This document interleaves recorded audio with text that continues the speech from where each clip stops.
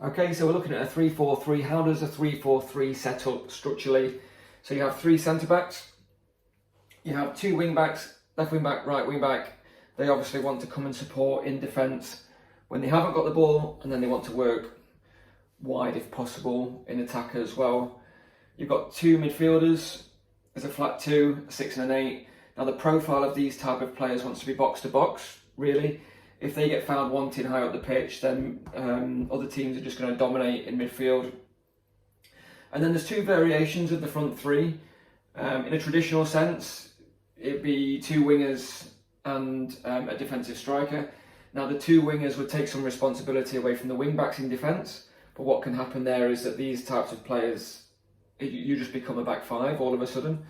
So a popular method in today's game is to have a 4-3-4-2-1, and that gives you the box midfield, which again is like very popular at the moment with a single striker.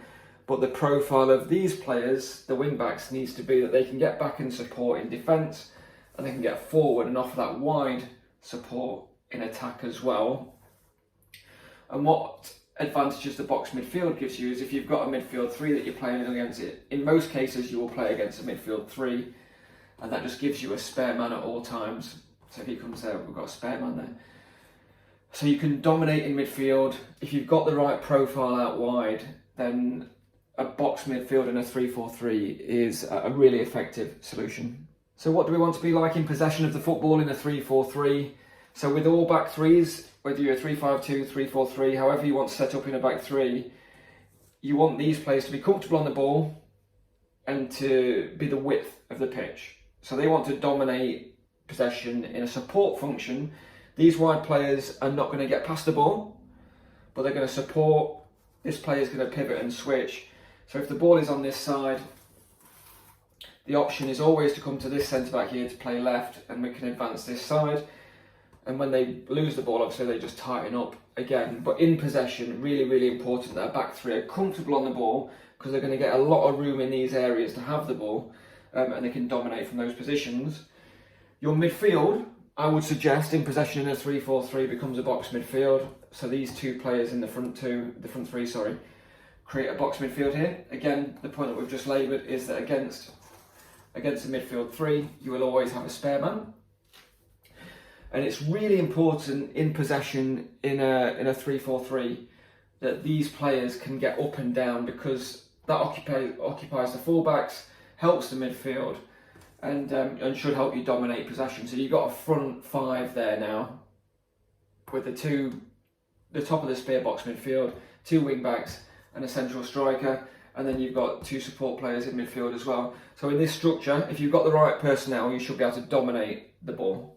Okay, so how do we shape up in a 3-4-3 out of possession? So I've just shown you that actually in possession, our centre-backs will get spread wide, we'll come into a box midfield, and then the wing-backs will push high. So what's the transition then? So say we've lost the ball here, we've just lost the ball.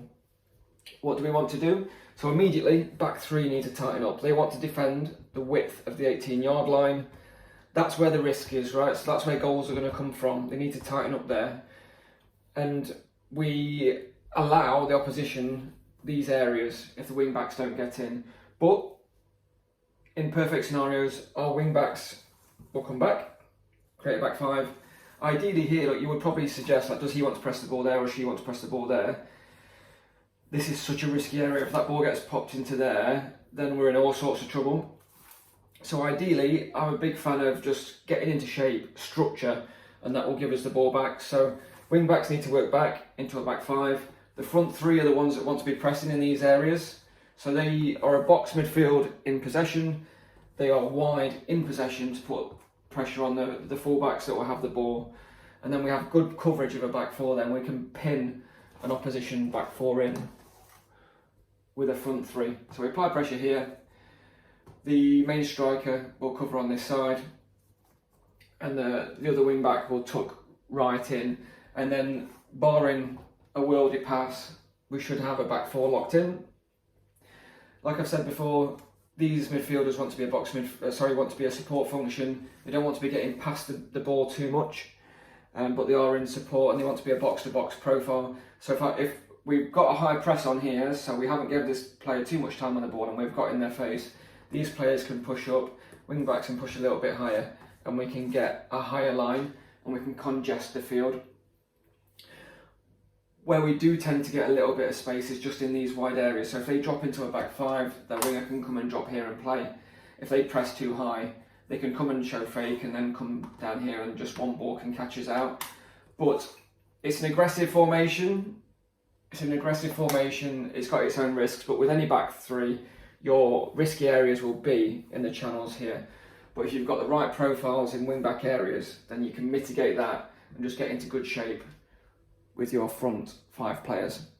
When is a 3-4-3 most effective? For me, if you want to dominate possession, then a 3-4-3 is really effective. Possession is won and lost in the midfield generally. So if you're bringing in a box midfield when you've got the ball, and you can dominate that central area, most teams will play with a 3-man midfield, 3-player midfield, and there will always be a spare player, no matter where you play within that function, unless they took a winger in which case there will be a spare man out there as well. But if you want to dominate midfield, then a box midfield is a perfect solution. If you want to press high as well, the 3-4-3 is really effective because this front three out of possession then become wider, and against a back four they can lock and lock. And if they, again, simply switch, if they switch to here, switch to here, then he or she presses there, the striker locks off that one, and the left hand side of the three comes and locks off this sort of area, and the rest of the team will push up in support. It's a very attacking formation, and like I say, does well against back fours. So if those things resonate with you, then a 3-4-3 might be the formation that you want to play. So where is a 3-4-3 least effective? Now for me, this is if we don't play the box midfield and we play a more traditional 3-4-3 where these players are wider and they don't come and help the midfield, then your midfield two are going to have a really tough time to dominate the game, and you're going to lose a lot of possession in this area or concede a lot of possession in this area. And in that instance, we've just got to be happy to get behind the ball. So these players will have to pick here, and maybe the striker comes and picks the pivot player up. However you want to deal with that pivot player, they're going to get a lot of the ball. And maybe you're playing a 3-4-1-2 and these players stay wide, because that will cause the opposition a lot of problems, and this is a bit of a false nine, but out of possession they come and sit on the pivot player. But yeah, I think a 3-4-3 is least effective if these players don't do their jobs, and we are simply leaving a flat four and a back three to deal with what will traditionally, I mean, most people play a 4-3-3 now, don't they? And you've got that sort of structure against you. That's going to be really tough, because we're going to lose the ball in these areas, or we're going to concede possession in these areas. These players are going to be able to get their head up. Maybe we've pressed here, the ball can be just popped to the spare man there, and then all of a sudden we've got a 3v3. Or if we're backing defensively, we've got a 5v3 here, but again, that just allows us lots and lots of space to play. So you have to really think about the midfield function. If you're going to play a 3-4-3, think about how you're going to dominate that midfield. I would suggest that you play a box midfield in possession, and then you move to these more traditional 3-4-3 attacking roles out of possession to win the ball back.